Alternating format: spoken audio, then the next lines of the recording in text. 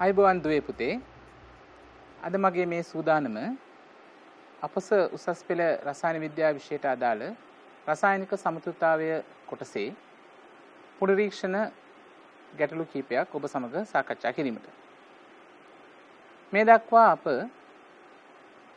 රසායනික සමතුලිතතාවයට අදාළව රචනා ප්‍රශ්න ගණනාවක් සාකච්ඡා කළා.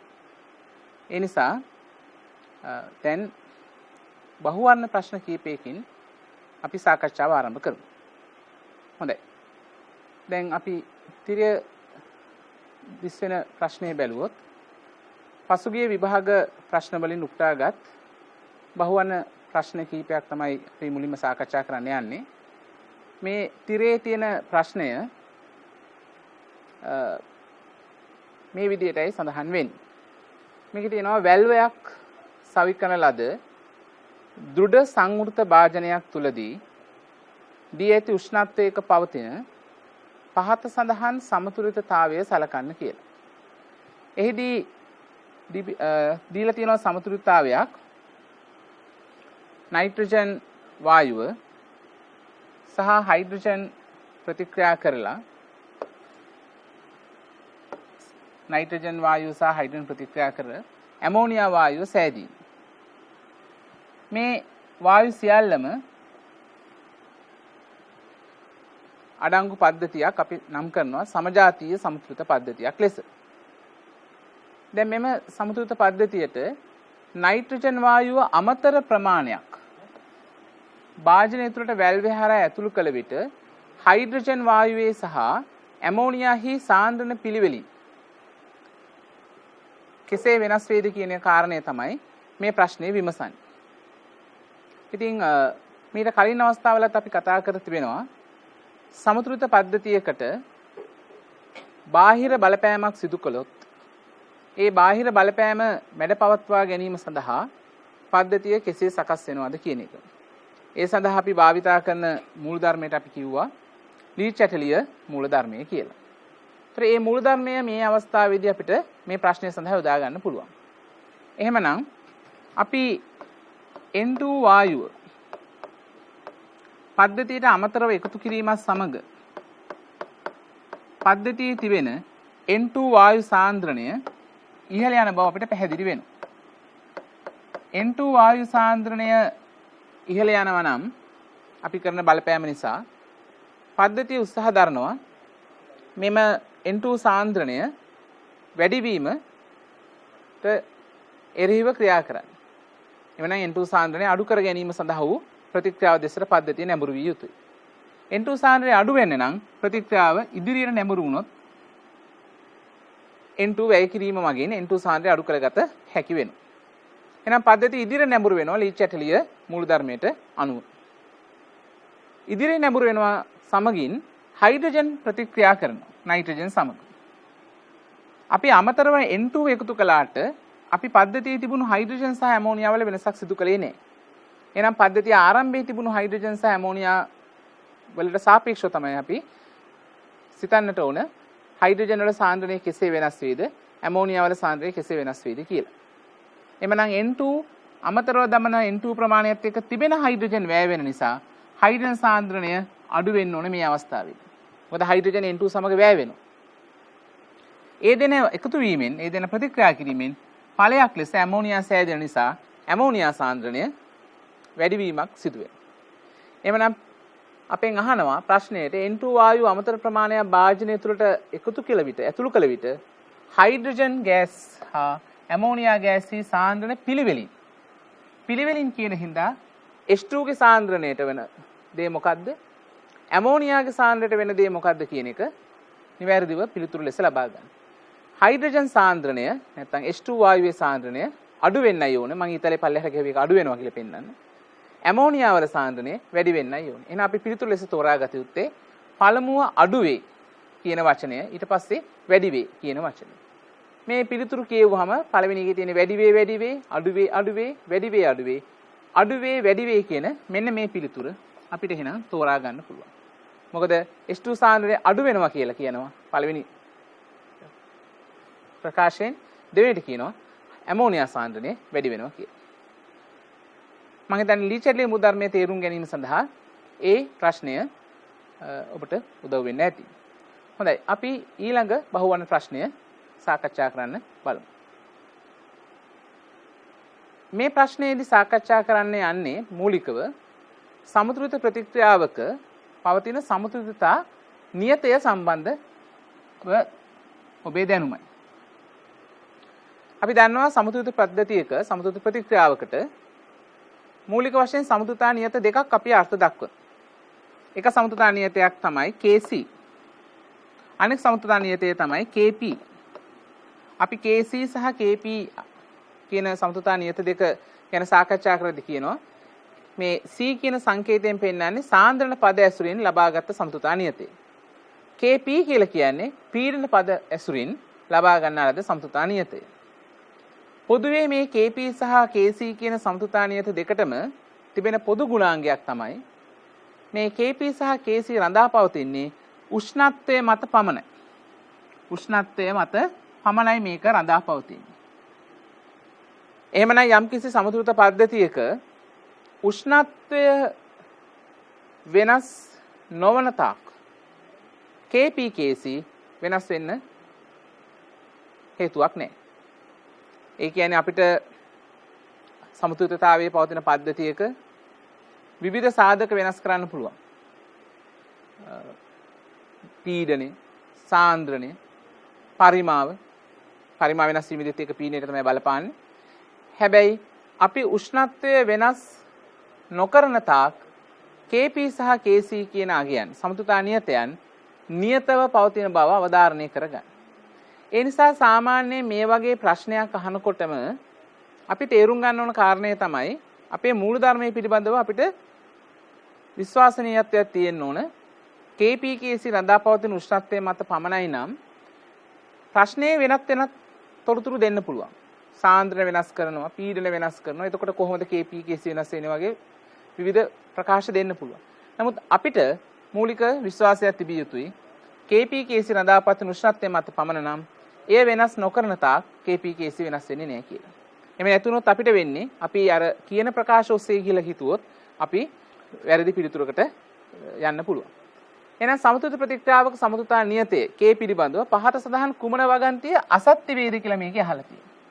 එහෙමනම් අපි මුලින්ම පිළිතුරට යන්න කලින් මේ වගන්ති කියවමින් A වගන්තිය B C D කියන වගන්ති කියවමින් සත්‍යද අසත්‍යද කියන එක සලකුණු කරගන්න ඒ කියවන ගම. සත්‍යයි නම් අපිට පුළුවන් එතනින් හරි ලකුණක් දාගන්න.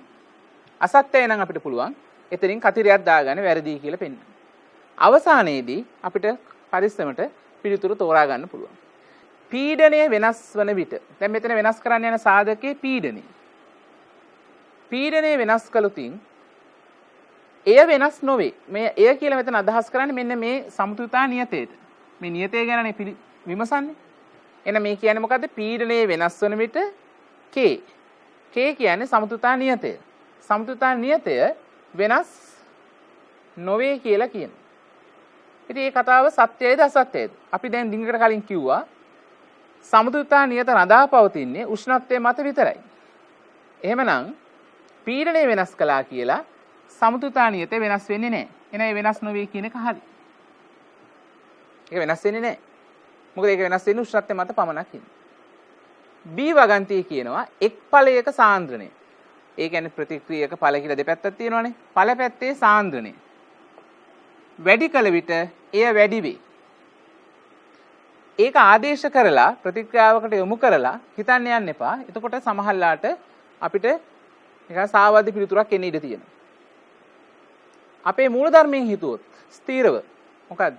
Kp Kc රඳා පවතින උෂ්ණත්වය මත පමණයි කියලා අපි කියලා තියෙනවා නම් සාන්ද්‍රණය වෙනස් කළා කියලා. ඒක ඵලයක වෙන්න පුළුවන්, ඒක ප්‍රතික්‍රියාවක වෙන්න පුළුවන්. ප්‍රතික්‍රියකයක වෙන්න පුළුවන්. Kp Kc වෙනස් වෙන්නේ නැහැ. එහෙනම් එක් ඵලයක සාන්ද්‍රණය වැඩි කළ විට වැඩි වෙයි කියන වගන්තිය දෙවෙනි වගන්තිය කියන්නේ B වගන්තිය අසත්‍යයි කියලා කියන්න පුළුවන්. එහෙනම් ඒකට මම කතිරයක් දැම්ම අසත්‍ය නිසා. දැන් යනවා C වගන්තියට. C වල කියනවා උෂ්ණත්වයේ වෙනස් වන විට. උෂ්ණත්වය වෙනස් වෙනවා කියන්නේ උෂ්ණත්වයේ වැඩිවීම හෝ අඩුවීමක් වෙනකොට. එය වෙනස් විය හැක. ආයිමත් මේ කියන්නේ සමතුලිතතා නියතය කියලා මතක තියාගන්න. ඒ බව තමයි අපි මුලින්ම කිව්වේ. Kp Kc වෙනස් කරන්න ඕමනා නම් වෙනස් කළ යුතු එකම සාධකයයි ඒ මොකද්ද? උෂ්ණත්වය පමණයි. එහෙමනම් ඒක සත්‍යයි. C සත්‍යයි. අවසාන වගන්තිය. ප්‍රතික්‍රියක එක් ප්‍රතික්‍රියකයක දැන් මුලින් කොනේ ඵලයේ දැන් කියනවා ප්‍රතික්‍රියකයක සාන්ද්‍රණය වැඩි කළ විට. ඒ වැඩි වේ. ඉතින් වැඩි වේද අඩු වේද කියන එකවත් හිතන්න දෙයක් නැහැ. අපි දන්න මූලධර්මයට අනුව උෂ්ණත්වය වෙනස් නොකරන තාක් අපි කිව්වා Kp Kc වෙනස් වෙන්නේ. එහෙනම් ප්‍රතික්‍රියක සාන්ද්‍රණය වෙනස් කළා කියලා Kp Kc කියන්නේ සමතුලිතතාවය වෙනස් වෙන්නේ නැහැ. ඒ නිසා ඒක වැරදි. ඔන්න මේ විදිහට එක් එක් වගන්තිය කියවමින් පැහැදිලිව අපේ දන්න මූලධර්මයේ පාවිච්චි කරලා මූලධර්මයේ පිළිබඳව දැඩි විශ්වාසයක් තියාගෙන පිළිතුරු තෝරා ගන්න. දැන් ඔබෙන් අවසාන වශයෙන් අහන ප්‍රශ්නයට පිළිතුර තමයි කුමන වගන්තිය අසත්‍ය වේද? දැන් එන අසත්‍ය වගන්තිය වෙන්නේ මොන වගන්තියද? B වගන්තිය අසත්‍යයි. B හා අනිත් අසත්‍ය වගන්තිය උනේ D. B හා D. ප්‍රශ්න පත්‍රයේ උපදේශ වල තියෙන පරිදි මේ B හා D ට ගැලපෙන පිළිතුර තෝරා ගන්න. මම හිතන්නේ දුවල පුතාලා දන්නවා දැන්ටමත් ප්‍රශ්න කරලා අවබෝධයෙන් B හා D කියන වගන්තිය B හා D කියන සංයෝජනයේට අදාළව පිළිතුර වෙන්නේ 5 බව. ඒ නිසා මේකේ උත්තරේ 5 ලෙස සලකුණු කරගන්න පුළුවන්. හොඳයි. අන්න මේ විදිහට අපිට සමතුලිතතා නියතය පිළිබඳව සමතුලිත පද්ධතියක මූලධර්ම සාකච්ඡා කරන්න පුළුවන්. අපි තවත් බහුවන ප්‍රශ්නයකට යමු. එතන පොඩි ගණනයකුත් එක්කයි ප්‍රශ්නේ අහලා තියෙන්නේ.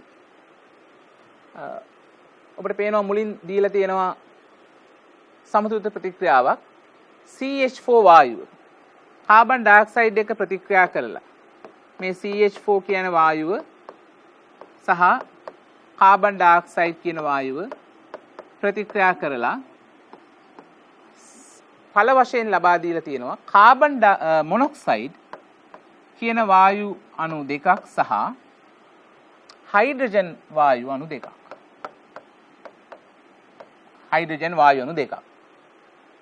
තර ප්‍රතික්‍රියාවේ ස්ටොයිකියෝමෙට්‍රික් අනුපාතය එන්නේ එකට මෙතන ස්ටොයිකියෝමෙට්‍රික් සංගුණකේ එක කිසිවක් සඳහන් නැහැ කියන්නේ එක තියෙන්නේ. මෙතනත් එක. එකට දෙකට දෙකට කිව්වා මේ දෙන්න අතර අනුපාතයත් එකට එකයි. මේ දෙන්න අතර අනුපාතයත් එකට එකයි. දැන් ප්‍රශ්නේ දෙනවා මෙන්න මෙහෙම තොරතුරක්. උෂ්ණත්වයේ 25 දී මීතේන් මවුල 0.6ක්. ඒ කියන්නේ CH4 මවුල 0.6ක්. මේ එහෙනම් අපිට කියන්නේ මොන මවුල ප්‍රමාණයද ආරම්භක. CH4 මවුල 0.6ක් ආරම්භයේ තියෙනවා. ඒතර මෙයාගේ ආරම්භක මවුල ගාන 0.6යි. ඒ වගේම CO2 වායුව මවුල එකක් තියෙනවා. CO2 මවුල එකක් තියෙනවා. ඒ කියන්නේ ආරම්භයේදී ප්‍රතික්‍රියක දෙක වශයෙන් මීතේන් නැත්නම් CH4 වායුවත් කාබන් ඩයොක්සයිඩ් වායුවත් පද්ධතියේ තියෙනවා. ඒ වගේම මේක තව තියෙනවා දීලා තොරතුරක්. ඒ දෘඩ භාජනයේ පරිමාව ඝන ඩෙසිමීටර 1යි. ඉතින් මේ දෘඩ භාජනය කියන කාරණේ ගැන අපි දිගින් දිගට විස්තර කරලා තියෙනවා. දෘඩ බඳුනක් කියන්නේ පරිමාව නියත බඳුනක් කියන්නේ. ඒත් මේකේ පරිමාව නියතයි. ඒ පරිමාව මොකද්ද? 1 ඝන ඩෙසිමීටර වෙනවා. බඳුනට මේ වායු මිශ්‍රණය ඇතුළු කරලා CH4 සහ කාබන් ඩයොක්සයිඩ් පද්ධතියේ සමතුලිතතාවයට එළඹීමට ඉඩ හැරියයි කියලා කියනවා. මොකද අපි දන්නවා වායු මිශ්‍ර කළාම යම්කිසි කාලයක් ගත වෙනවා. ඒ වායු ප්‍රතික්‍රියා කළා ඉදිරි ප්‍රතික්‍රියාවේ වේගය ආපසු ප්‍රතික්‍රියාවේ වේගයට සමාන වෙන්නේ. ඉදිරි හා පසු ප්‍රතික්‍රියාවල වේග සමාන අවස්ථාවේදී අපි කියනවා පද්ධතිය ගතික සමතුලිත අවස්ථාවට එළඹෙනවා කියලා. අන්න ඒ එළඹීමට කාලයක් ඉඩ හැරියයි කියලායි තමයි කියන්නේ.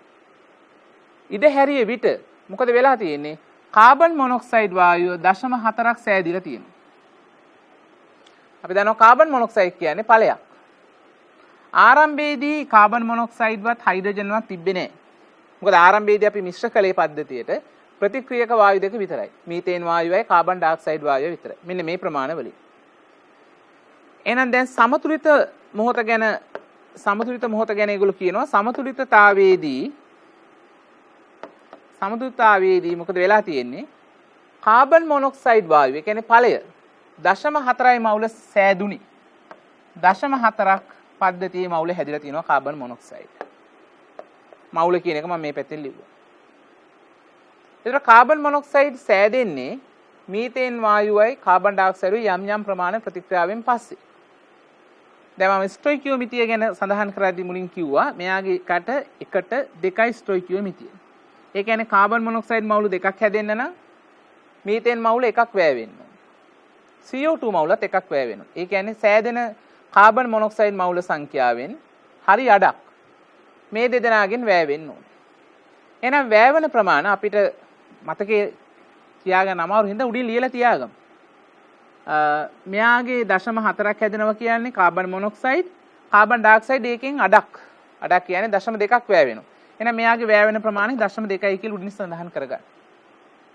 CO2 වල. ඒ විතරක් නෙමෙයි, එයාගේ වැය වෙන ප්‍රමාණයට සමාන ප්‍රමාණයක් CH4 ගේ වැය වෙනවා. මොකද ඒ දෙන්න අතර ස්ටොයිකියෝමිතික අනුපාතයත් 1:1යි. එහෙනම් මෙයාත් 0.2ක් වැය වෙනවා. මෙයාත් 0.2ක් වැය වෙනවා, මෙයාත් 0.2ක් වැය වෙනවා. එහෙනම් මෙයා හැදිලා තියෙනවා කාබන් මොනොක්සයිඩ් හැදිලා තියෙනවා 0.4ක්. එයා 0.4ක් හැදෙනවා කියන්නේ හයිඩ්‍රජන් වායුවත් ඒ හා සමානම ප්‍රමාණයක් හැදෙන්න ඕන.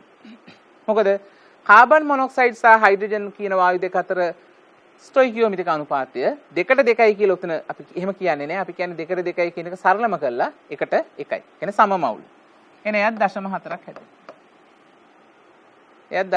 හැදෙනවා.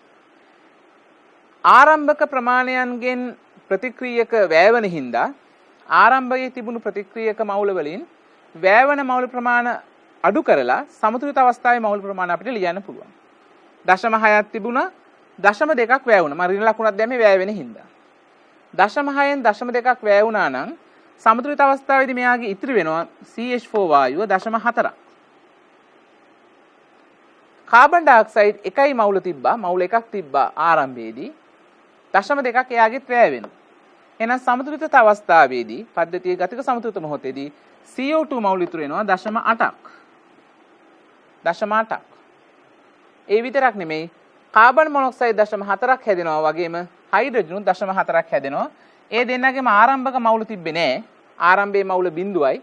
නිසා ඒ තියෙන ආරම්භයේ තිබ්බ ශූන්‍යයට 0.4 එකතු වෙලා තමයි 0.4 අර හයිඩ්‍රජන්ලත් ඒ විදිහටම තමයි. මේ තමයි සමතුලිත අවස්ථාවේ මවුල ප්‍රමාණය.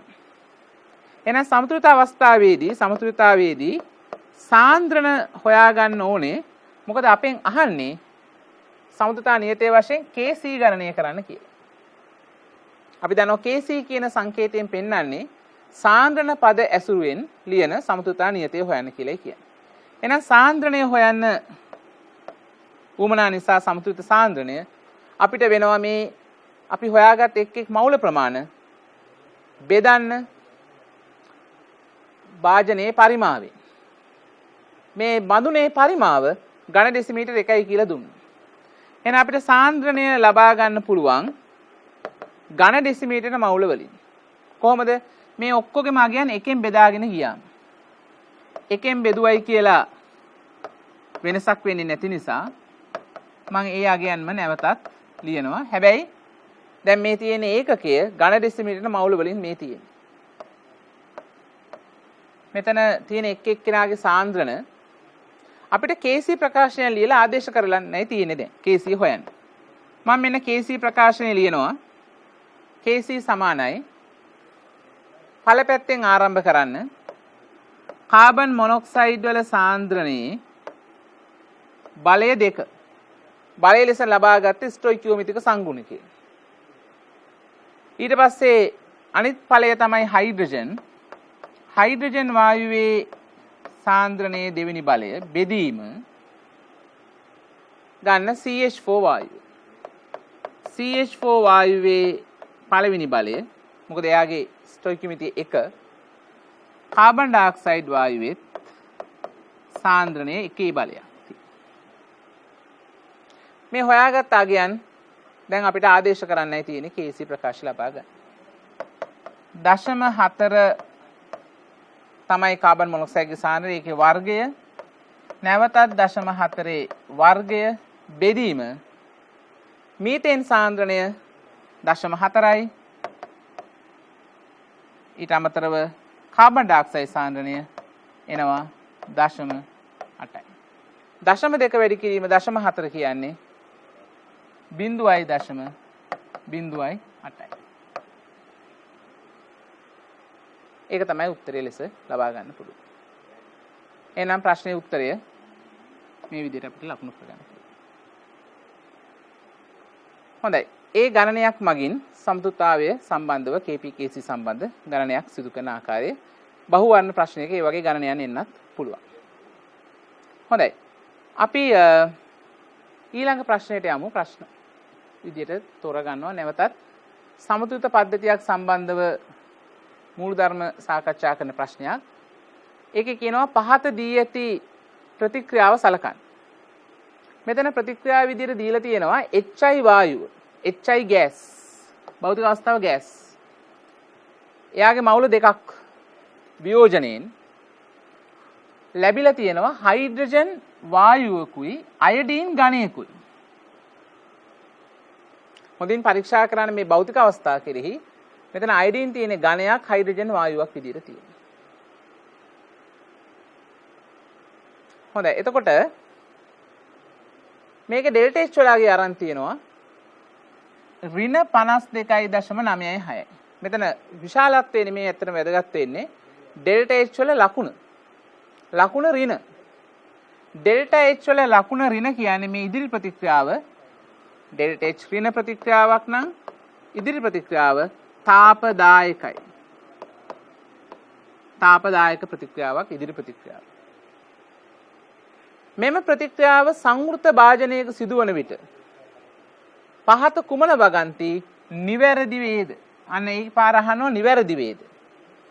නිවැරදි වේද කියලා අහුවාමත් අර ඉස්සෙල්ල විදියමයි ABCD වර්ගයේ ප්‍රශ්නයක් නිසා අපි එක් එක් වගන්තිය කියවමින් ඒවායේ හරිනම් හරි ලකුණකුත් වැරදි නම් වැරදි ලකුණකුත් ඒ වගන්තිය අගීමට ලක් කරලා අවසානයේ උත්තරේ තෝරගමු කවුද නිවැරදි වගන්තිය කියලා. නැත්නම් උත්තරේ වෙන්නේ මොකද්ද කියලා. මුලින්ම කියන කාරණේ බලන්න උෂ්ණත්වයේ වැඩි කළ විට සහ පීඩනය අඩු කළ විට උෂ්ණත්වයේ වැඩි කිරීමකුත් කරලා තියෙනවා. ඒකම පීඩනය අඩු කිරීමක් ඒකම හෝ ඊට සමගාමීව උෂ්ණත්වය වැඩි කරනවා. ඒ වගේම පීඩනය අඩු කරනවා නම් සමතුලිතතාවය යොමු වෙන්නේ මොන පැත්තටද? නැවතත් මේ යෙදෙන්නේ ලී චැලී මූලධර්මයේ පිළිබඳ දැනුම. අපි දන්නවා ලී චැලී මූලධර්මයට අනුව පද්ධතියකට බාහිර බලපෑමක් ඇති කරාම ගතික සමතුලිත පද්ධතියකට ඒ ඇති කරන බලපෑම මැඩපවත්වනු පිණිස පද්ධතිය සකස් වෙනවා. සකස් වෙන්නේ කොහොමද? එක්කෝ කිසියම් తాවකාලික මොහොතකට ප්‍රතික්‍රියාව ඉදිරියට යොමු වෙනවා වැඩිපුර. එහෙම නැත්නම් ප්‍රතික්‍රියාව ආපස්සට යොමු වෙනවා වැඩිපුර.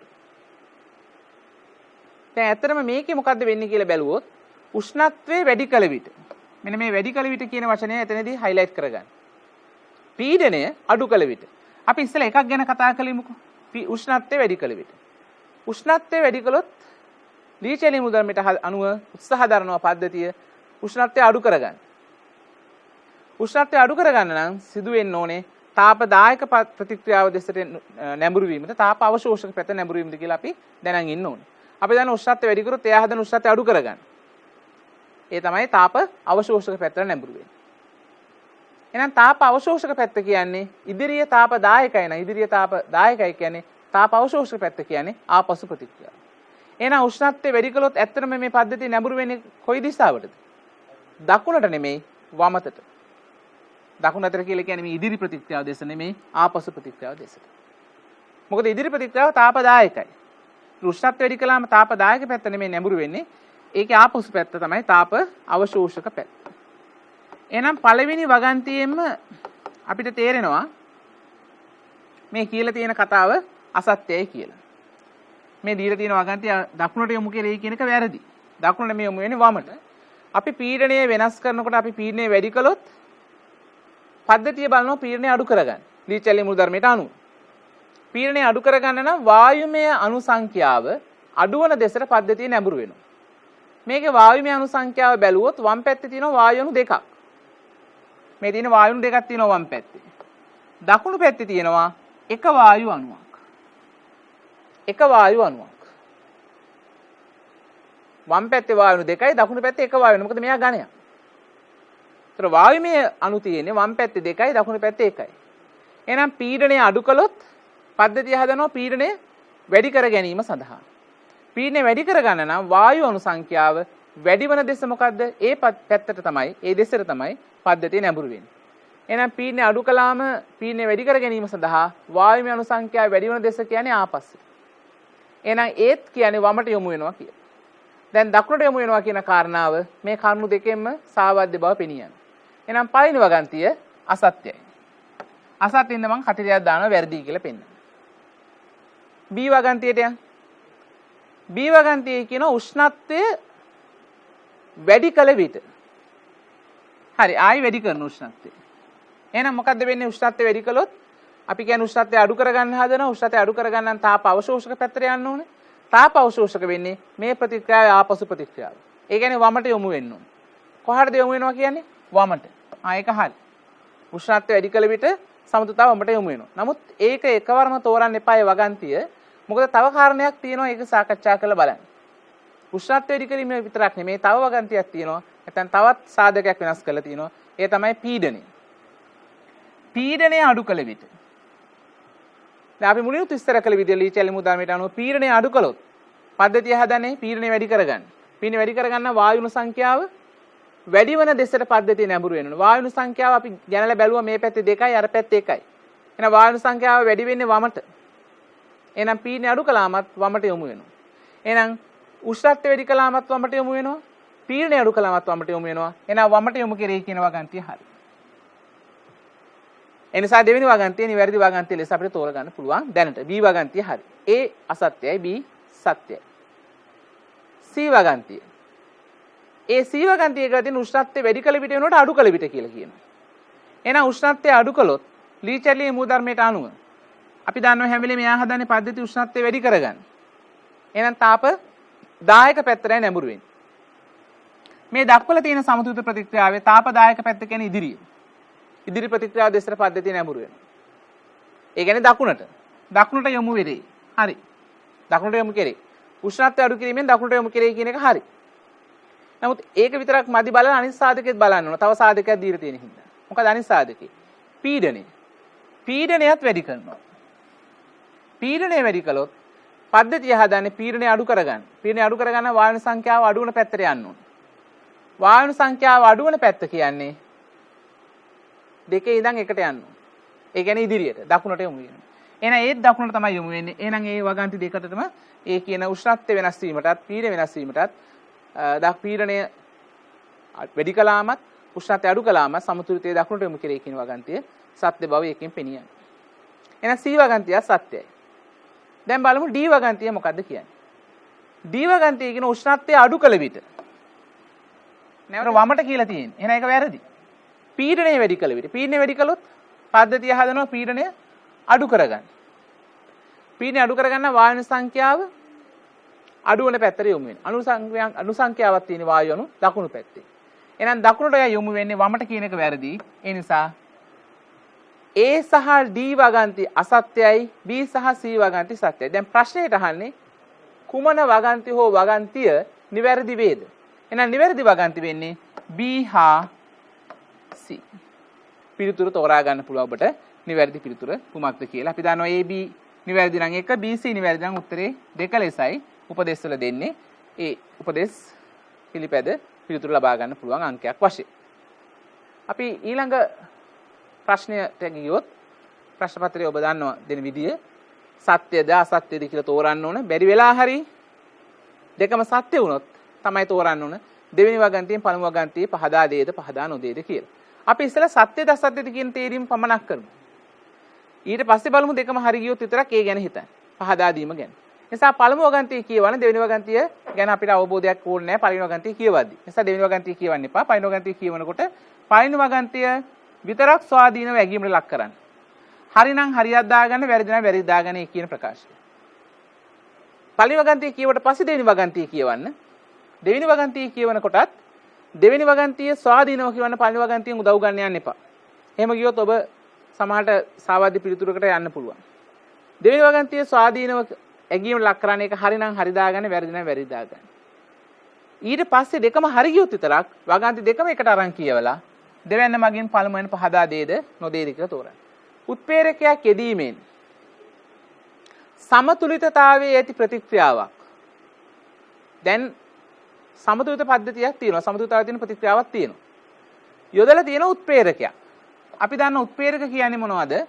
ප්‍රතික්‍රියාවක ශීඝ්‍රතාවය වැඩි කරන්න යොදන ද්‍රව්‍යයක්. උත්ප්‍රේරක වලට පුළුවන් ප්‍රතික්‍රියාවේ ශීඝ්‍රතාවය වැඩි කරන්න.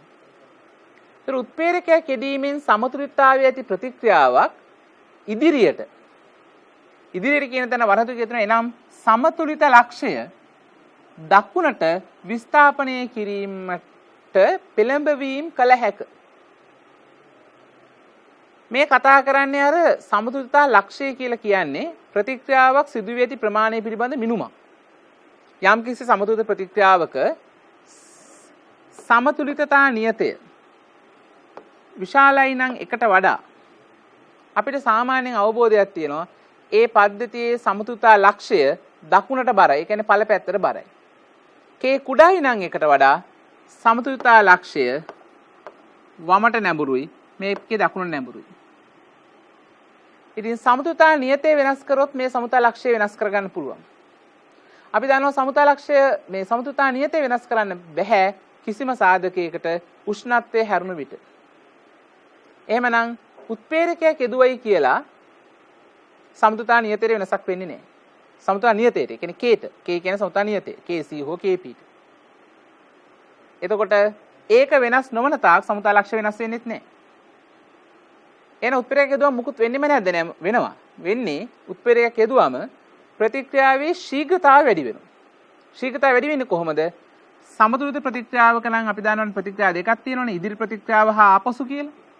ඉදිරි ප්‍රතික්‍රියාවේ ශීඝ්‍රතාවයත් වැඩි වෙනවා. ආපසු ප්‍රතික්‍රියාවේ ශීඝ්‍රතාවයත් වැඩි වෙනවා. ඉදිරි හා ආපසු කියන දෙකේම ශීඝ්‍රතාවය වැඩි වෙනවා එක හා සමානව. එක හා සමානව වැඩි වෙනවා. ඒතර ඉදිරි ප්‍රතික්‍රියාවේ ශීඝ්‍රතාවය වැඩි වෙන වේගයෙන්ම නැත්නම් වැඩි වෙන ප්‍රමාණයෙන්ම ආපසු ප්‍රතික්‍රියාවේ වේගයත් වැඩි වෙනවා. ඒ නිසා අවසානයේදී සමතුලිතතාවයට හෝ සමතුලිතතා ලක්ෂයට හෝ සමතුලිතතා නියතයට හෝ බලපෑමක් උත්ප්‍රේරකයක් යෙදුවයි කියලා සිදු වෙන්නේ නැහැ. ඒ නිසා මේ වගන්ති කියන කතාව එහෙනම් උත්ප්‍රේරකයක් යෙදීමෙන් සමතුලිතතාවයේ ඇති ප්‍රතික්‍රියාවක් ඉදිරියට පෙළඹවීම කළ හැක. ඒක වැරදි කියලා කියන්න පුළුවන්. මොකද සමතුලිතතාවයට බලපෑමක් ඇති කරන්න බෑ උත්ප්‍රේරකයක් දැම්මයි කියලා සමතුලිතතාවයේ ඉදිරියටවත් වමටවත් විතරක් පෙළඹවීම කරන්න බෑ. සමතුලිතතාවයේ ඉදිරි වේගයයි පසු වේගයයි ආපසු ප්‍රතික්‍රියා වේගය දෙකම එක සමාන ශීඝ්‍රතාව වලින් වැඩි වෙන හින්දා. එක ප්‍රතික්‍රියාවක් විතරක් වඩා නැඹුරු වෙනවා කියන කතාව අසත්‍යයි. ඊට පස්සේ දෙවෙනි වගන්තිය කියන උත්ප්‍රේරක මගින් ඉදිරි ප්‍රතික්‍රියාව සඳහා පමණක් මෙන්න උත්ප්‍රේරක මගින් ඉදිරි ප්‍රතික්‍රියාව සඳහා පමණක් අඩු සක්‍රියන ශක්තියක් ඇති මාර්ගයක් සපයයි.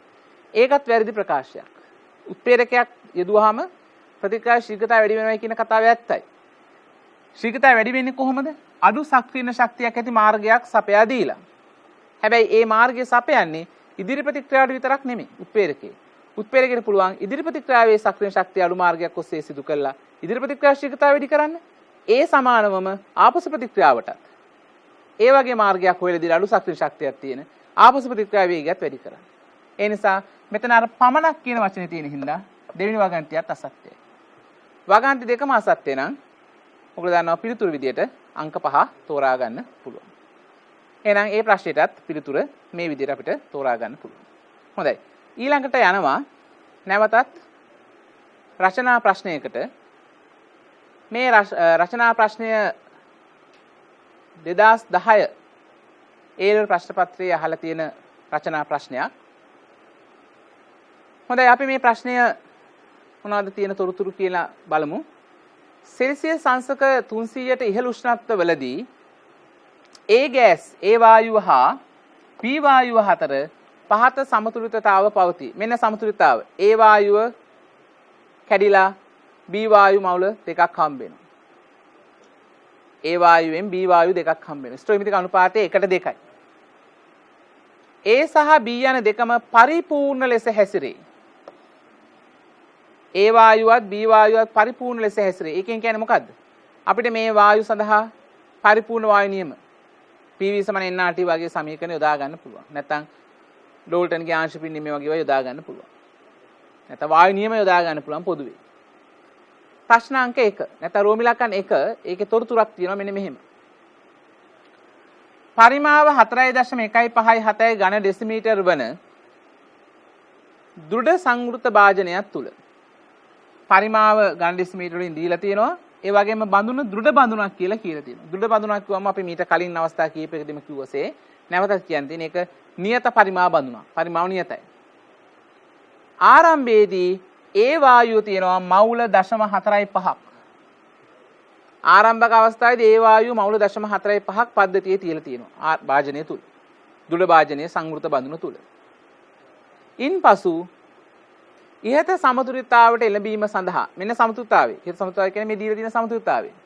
එළඹීම සඳහා භාජනය සෙල්සියස් අංශක 327 රත් කරනවලු. සෙල්සියස් අංශක 327 කින් උෂ්ණත්වයේදී ඒ වායුව බිඳිලා B වායුව හැදෙනවා. හැදිලා A සහ B කියන වායු දෙක අතර ගතික සමතුලිතතාවයක් ඇති වෙනවා. එවිට භාජනයේ අඩංගු දෑහි මුළු පීඩනය මෙන්න 9 වැඩි කිරීම 10.5 පැස්කල් වර්ගමීටර නිව්ටන් කියන්නේ පැස්කල් බව සොයා ගන්නා ලදී. දැන් මේ කියන තොරතුරෙන් පේනවා මේ මොන පීඩනයේද මුළු පීඩනය දීලා තියෙන්නේ. ඒ කියන්නේ A වායුවයි B වායුවයි දෙකේ මිශ්‍රණය මගින් ඇති කරන පීඩනය.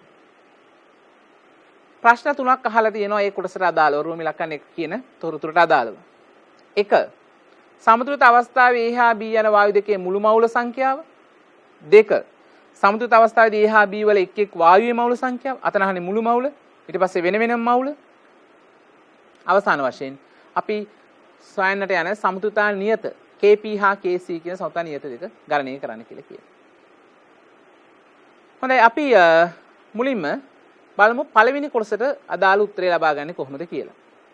අපිට තේරෙනවා පළවෙනි කොටසට අදාළ උත්තරය ලබා ගන්න නම් සමතුලිත අවස්ථාවේදී වායු දෙකේ මුළු මවුල ගාන හොයන්න කියන හින්දා PV සමානයි nRT කියන සමීකරණය යොදා ගත්තොත් අපිට n හොයන්න පුළුවන්. n කියන්නේ මවුල සංඛ්‍යාව. n සමානයි PV බෙදීම RT. P කියන්නේ මුළු පීඩනය නම් අපිට මෙතන මුළු මවුල සංඛ්‍යාව ලබා ගන්න පුළුවන්. දැන් අපිට ඇත්තටම අවශ්‍ය මුළු මවුල සංඛ්‍යාව. එහෙනම් NT කියන්නේ මුළු මවුල සංඛ්‍යාව නම් මුළු පීඩනය පරිමාවෙන් ගුණ කරලා RT වලින් බෙදුවාම අපිට මුළු මවුල සංඛ්‍යාව ලබා ගන්න පුළුවන්. හොඳයි. ඊළඟට අපි ඒක තමයි මේ කරලා තියෙන්නේ. මෙන්න මුළු මවුල සංඛ්‍යාව යොදා හොයන්න PV සමාන nRT සමීකරණය යොදලා තියෙනවා n උක්ත ලෙස අරගෙන. පීඩනය දීලා තියෙන අගේ ආදේශ ගන්න 9 වැඩි කිරීම 10.5 පැස්කල්. පැස්කල් වලින් ඒකකේ දාලා තියෙන්නේ. පරිමාව. ඔයගොල්ලන්ට මතක ඇති පරිමාව දුන්නේ මොනවද? ඝන ඩෙසිමීටර්. අපි පරිමාව ඝන ඩෙසිමීටර වලින් ආදේශ කරන්නේ නැහැ. අපි ආදේශ කරන්නේ ඝන මීටර වලින් SI ඒකක වලින්. එහෙනම් පරිමාව ඝන ඩෙසිමීටර් කියන එක ඝන මීටර කරන්න 10 ඍණ 3න් වැඩි කරලා තියෙනවා බලන්න එතන පරීක්ෂා කරන්න. ඔය ඒකක පරිවර්තනය හරියට කරන්න මොකද බොහෝ වෙලාවට උත්තර පත්‍ර වල පරීක්ෂාවේ දකින්න දෙයක් තමයි මේ ඒකක පරිවර්තනය හරියට සිදු නොකිරීමෙන් අවසාන උත්තරේ වැරදීමට ලක් වෙනවා. ඒකෙන් අපරාධේ සම්පූර්ණ ලකුණු හිමි වෙන්නේ නැතුව යනවා. ඒ නිසා ඒකකයක් ලියන්න ඒ වගේම ඒකකයේ හැට පරිවර්තනය කරන්න. 10 ඍණ 3යි ඝන මීටර. R ඕගොල්ලෝ දන්නවා ඒක නියතයක් සාරවත් වායු නියතය 8.314 ජූල් මවුලයට කෙල්විනයට. උෂ්ණත්වය දුන්නේ සෙල්සියස් වලින්. මේ තියෙන උෂ්ණත්වය 327යි. හැබැයි අපි දන්නවා සෙල්සියස් වලින් උෂ්ණත්වය අපි ආදේශ කරන්නේ ඒක කෙල්වින් කරන්න ඕනේ. ඒතර 327ට එකතු කරන්න ඕන 273ක්. එකතු කළාම එනවා 600ක් කියලා. කෙල්වින් 600ක්. ඒ අනුව මේ ආදේශ කර තියෙනවා 600යි කෙල්වින්. SI ඒකක වලින්. මේ ටික ආදේශ කළා හරියට මේකකත් එක්ක ලියන්න. ඒතර මේ නිවැරදි සම්පූර්ණ ලකුණු හම්බ වෙනවා පිළිතුරට. සුළු කරන්න උත්තරේ එනවා 0.75 මවුල. මේ 0.75 කියන්නේ මොකද්ද? NA ධන NB ට කියන උත්තරේ. A වල මවුල ගානේ B වල මවුල ගානේ එකතුව තමයි මේ ඇවිල්ලා තියෙන්නේ. නැත්නම් අපි එකට කියන්න පුළුවන් තනි වචනෙන් මුළු මවුල සංඛ්‍යාව. T t කියලා කියන්නේ සමස්ත කියන එක පෙන්න. මුළු මවුල සංඛ්‍යාව ඔය ඇවිල්ලා තියෙනවා. ඒක තමයි පළවෙනි කොටසේ පිළිතුර. ඒකේ තාම සරලව p/n දාලා ලබා ගත්තා. දෙවෙනි කොටසට යන් සමතුලිත අවස්ථාවේදී A හා B යන එක් එක් වායුවේ මවුල සංඛ්‍යාව. ඒ කියන්නේ දැන් අපි මුළු මවුල ගන්න ලබා ගත්තානේ එකතුව. ඒ එකතුව දැන් වෙන් කරලා ගන්න කියලා කියන්නේ. A ගේ ප්‍රමාණය වෙනම B ගේ ප්‍රමාණය වෙනම. දෙකේම එකතුව දන්නවා 0.75ක් තියෙනවා. ඒ 7.5 යම් කොටසක් A තව කොටසක් B. ඒ දෙක වෙන් කරගන්න තමයි මේ දැන් කියන්නේ. එහෙනම් ඒකට අපිට කරන්න තියෙන්නේ මෙන්න මේකයි. ආරම්භයේදී A මවුල කීයක් තිබ්බද කියලා බලන්න. ඒක ගානේ මුලට ගියොත් මතක ගන්න ආරම්භයේදී A මවුල මෙන්න මේ තිබ්බ ගාන තමයි තිබ්බේ. ඒ කියන්නේ 0.45ක් තිබ්බ A මවුල. A මවුල 0.45ක් ආරම්භයේදී තිබ්බා. ඒ 0.45 තමයි ආරම්භක මවුල ගාන A ගේ. ඒකෙන් වැයවන මවුල ගාන අර මම අපි මුලින් කිව්වා වගේ ඉස්සෙල්ලා ගණනයකදී වැයවන ගානට නොදන්න පදයක් දාගන්න x කියලා. x කියලා මේ අරන් තියෙන්නේ වැයවන මවුල ගාන. වැයවන A ගේ මවුල සංඛ්‍යාව. A මවුල x ප්‍රමාණයක් වැය වුණොත් B මවුල කොච්චරක් හැදෙන්න ඕනද? ඒක හිතන්න ඕන ස්ටොයිකියෝමෙට්‍රික අනුපාතය. මොකක්ද ස්ටොයිකියෝමෙට්‍රික අනුපාතය? 1:2යි. එහෙනම් මෙයා 2x හැදෙන්න ඕන. A මවුල x වැය වෙද්දී B මවුල 2x ප්‍රමාණයක් සෑදීමට අවශ්‍යයි. එහෙනම් සමතුලිතතාවයේදී පද්ධතියේ සමතුලිතතාවට ආවම ඒ කියන්නේ අවසානයේදී A මවුල පද්ධතියේ ඉතුරු වෙලා ඉන්න ගාන හොයන්න තිබ්බ ආරම්භක මවුල ගානෙන් වැයවන ගාන අඩු කරන්න. වැයවන හින්දා මම ලකුණක් දැම්මා. 0.45න් අඩු කරන්න x. එහෙනම් ඉතුරු වෙනවා 0.45 ඍණ x. B මවුල කොච්චරක් හැදිලාද? B මවුල මේ ඉරක් ගහලා තියෙන්නේ මුලින් තිබ්බේ නෑ B මවුල. B ආරම්භයේ තිබ්බේ නෑ. ඒ තිබ්බේ බිඳුවයි. ඒතර ශූන්‍ය. ඒකට එකතු වෙනවා අර අලුතෙන් හැදෙන ගාන 2x. එහෙනම් B මවුල 2x හැදිලා තියෙනවා. මේ තමයි සමතුලිත අවස්ථාවේ තිබෙන එක් එක් සංඝටකයේ මවුල ප්‍රමාණය වෙන වෙනම ගත්තොත් x ඇසුරෙන්. x කියන්නේ නොදන්නා පදයක්. මේ දෙන්නගේ එකතුව ගත්තොත් A ගේ මවුල ගානේ B ගේ මවුල ගානේ එකතුව ගත්තොත් අපිට එනවා සමස්ත මවුල ගාන. ඒ කියන්නේ n total එක. n සමස්ත එක nt කියන එක. ඒක තමයි 0.75 කියන්නේ. එහෙනම් මේ දෙක එකතු කරලා 0.75ට සමාන කළා. මොකද මේ 0.75 කියන එක අපි කලින් හොයාගත්තා. මේ තියෙන්නේ මුළු මවුල ගාන 0.75 කියලා අපි හොයාගෙන තියෙන්නේ. දැන් අපිට එනවා මේක සුළු කරන්න ඍණ x ට ධන 2x කැපුණාම x කියලා එනවා. 0.75න් 0.45ක් අඩු කරන් අනිත් පැත්තට යවලා එතකොට එනවා උත්තරේ 0.3යි කියලා. x සමානයි 0.3යි. මේ x කියාගේ ගණනය කළේ. x ව දන්නවා නම් A ගේ මවුල ගානයි B ගේ මවුල ගානයි අපිට වෙන වෙනම ලබා ගන්න පුළුවන්. එහෙනම් A මවුල සංඛ්‍යාව සමතුලිත අවස්ථාවේදී කොච්චරක්ද? 0.45න් අඩු කරන්න x. x කියන්නේ 0.3. 0.3ක් අඩු කළාම එනවා දශම කීයක්ද? 1.5. මෙන්න A ගේ මවුල ගාන. 0.45න් 0.3 මේකෙන් 0.45 ඍණ x නේ. x ගේ අගය මෙතනට ආදේශ කළා. එතකොට එනවා යට A ගේ මවුල ගාන සමතුලිත අවස්ථාවේ. ඒ විදිහටම සමතුලිත අවස්ථාවේ B ගේ මවුල ගාන හොයන්න. ඒක දෙවරක් x. x මවුල ගාන දෙකෙන් වැඩි කරන්න. ඒ කියන්නේ 0.3 වැඩි කරන්න දෙකේ. එතකොට එනවා 0.6ක්. මෙන්න A ගේ B ගේ මවුල සංඛ්‍යාව වෙනවා. දැන් අපිට පේනවා මේ දෙක එකතු කළොත් නැවත 0.75 හැදෙනවා. 0.75 හැදෙනවා දෙක එකතු කරොත්. ඉතින් අර මේ දෙකේ වෙන වෙනම වෙන් කරපු උත්තරේ තමයි අපි ලබා ගත්තේ. හොඳයි. එහෙනම් අපි ඒකේ ඊළඟට අහලා තියෙන ප්‍රශ්නයට යමු. රෝම ඉලක්කම් 3.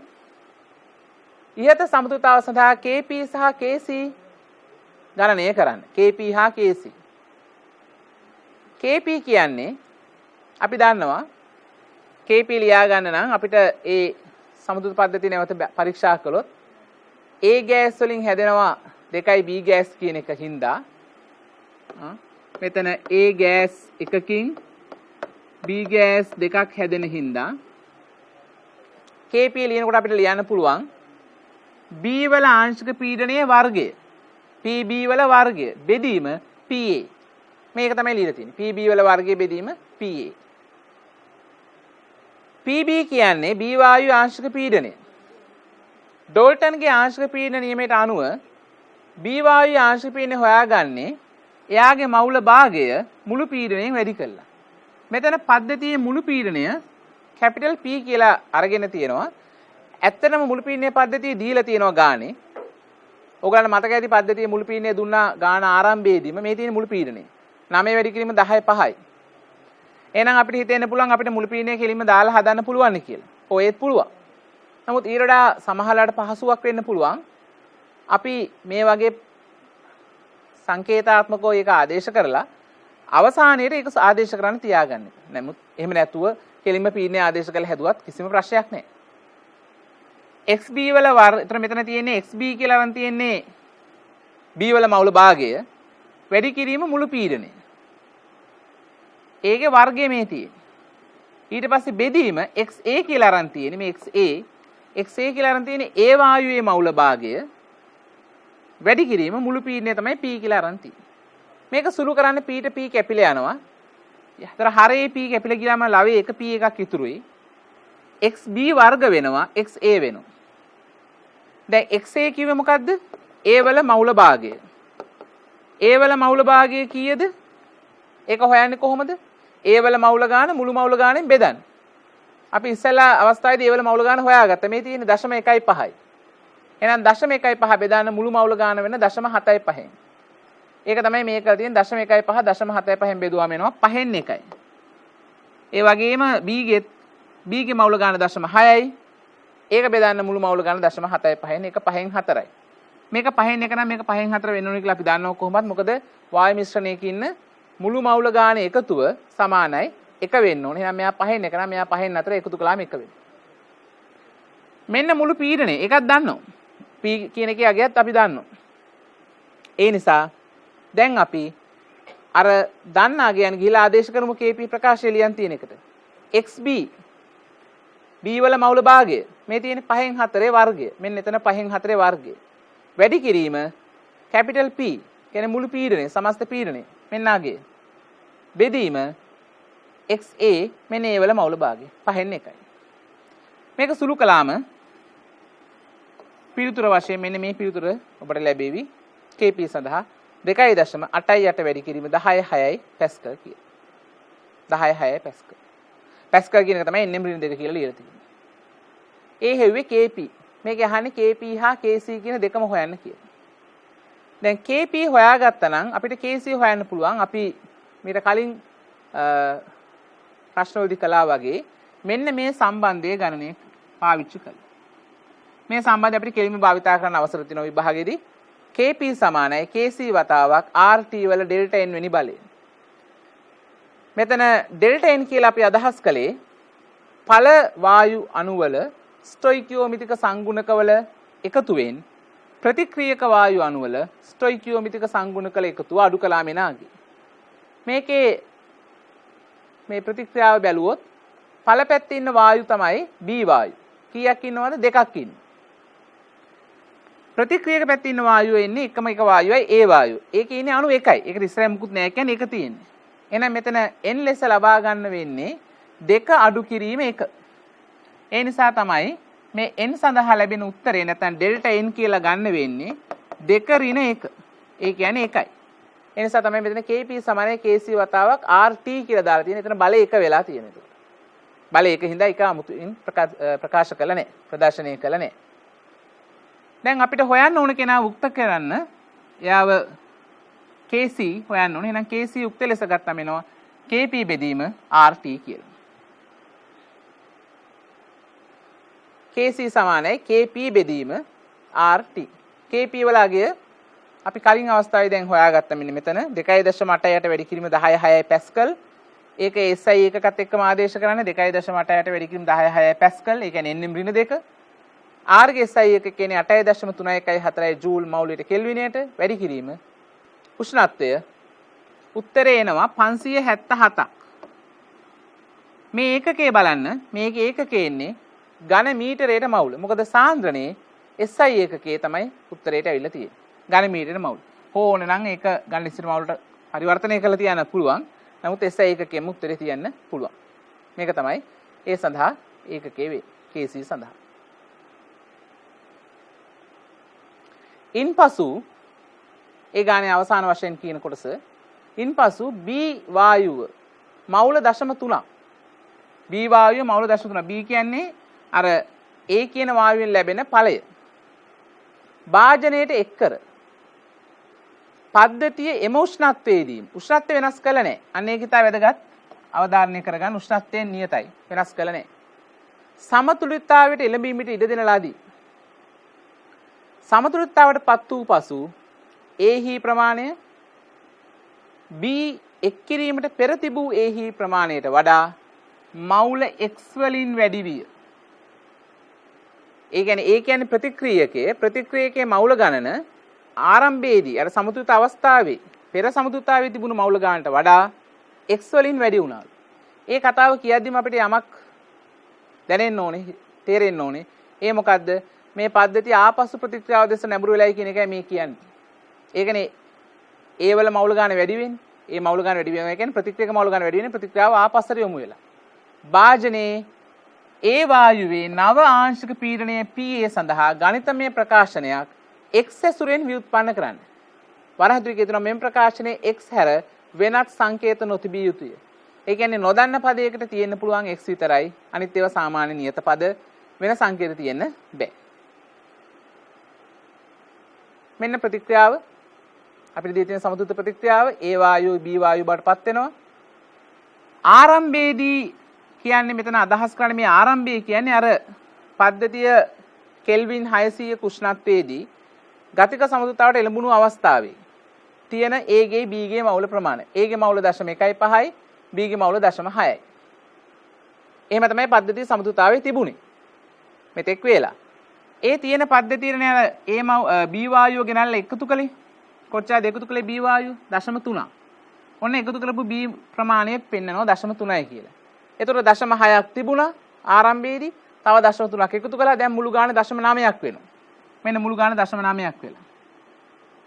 ඒ 0.9ක් වුණාට පස්සේ ඒකෙන් යම් ප්‍රමාණයක් වැය වෙන්න ඕනේ. එහෙම අපි දැනගත්තේ කොහොමද? තොරතුරේ තිබ්බා A ගේ මවුල ප්‍රමාණය, ඒ වායුවේ තිබ්බ ආරම්භක ප්‍රමාණය සිම්පල් x වලින් වැඩි වුණා කියලා. ඒ වැඩි වෙනවා කියන්නේ ඒ අලුතෙන් හැදිලානේ x ප්‍රමාණයක්. ඒව හැදෙන්න නම් b වැය කරන්න ඕන. කොච්චරද? ඒ x හදන්න නම් b වැය කරන්න ඕන 2x. කොහොමද එහෙම කිව්වේ? මේ දෙන්න අතර ස්ටොයිකියෝමෙට්‍රික් අනුපාතය 2ට 1යි. b 2ක් වැය වුණොත් තමයි a 1ක් එන්නේ. එහෙනම් මෙයාගේ 2x වැය වුණොත් මෙයාගේ 1ක් එන්නේ. එහෙනම් සමතුලිතතාවයේදී b ගේ මවුල ගාන එන්නේ 0.9 ඍණ 2x. a ගේ මවුල ගාන එන්නේ 0.5 x. හොඳයි. එහෙනම් අපි දැන් මවුල සංඛ්‍යා x ඇසුරෙන් දන්නවා. දැන් අපෙන් අහලා තියෙන ප්‍රශ්නෙට a වල ආංශික පීඩනය හොයන්න කියලා Pa. ඒක හොයන්න PV සමාන nRT දාන්න. PV සමාන nRT වල P කියන පදයේ උක්තය ලෙස ගත්තාම P සමාන nRT බෙදීම V. Pa කියන්නේ a ගේ ආංශික පීඩනය. Na කියන්නේ a ගේ මවුල ගාන. මෙන්න a ගේ මවුල ගාන 0.15 x. R කියන්නේ සාරවත්‍ර වායු නියතය. T කියන්නේ උෂ්ණත්වය කෙල්වින් 600යි. V කියන්නේ පරිමාව භාජනයේ පරිමාව කලින් දීලා තිබ්බා 4.157යි. ඒක ඝන මීටර කරන්න 10 මෙතනින් වැඩි කළා. මේ සුළු කිරීම කළාම නොදන්න පදයකට ඉතුරු වෙන්න ඕන x විස්තර. එහෙනම් අවසාන වශයෙන් x ඇතුළත් මෙන්න මේ ප්‍රකාශනය ඔබට ලබා ගන්න පුළුවන්. ওই විදිහට තමයි ඒ ප්‍රශ්නය සඳහා පිළිතුරු ලබා ගන්න. හොඳයි. අපි එහෙමනම් ඒ සාකච්ඡා කර අවසන් කරේ රසායන විද්‍යාවේ සමතුලිතතාවයට අදාළ පුනරීක්ෂණ ප්‍රශ්න කිහිපයක්. එහෙනම් දුවේ පුතේ තවත් මෙවැනි වැඩසටහනකින් නැවත හමු වෙනතුරු ඔබ සැමට ආයුබෝවන්.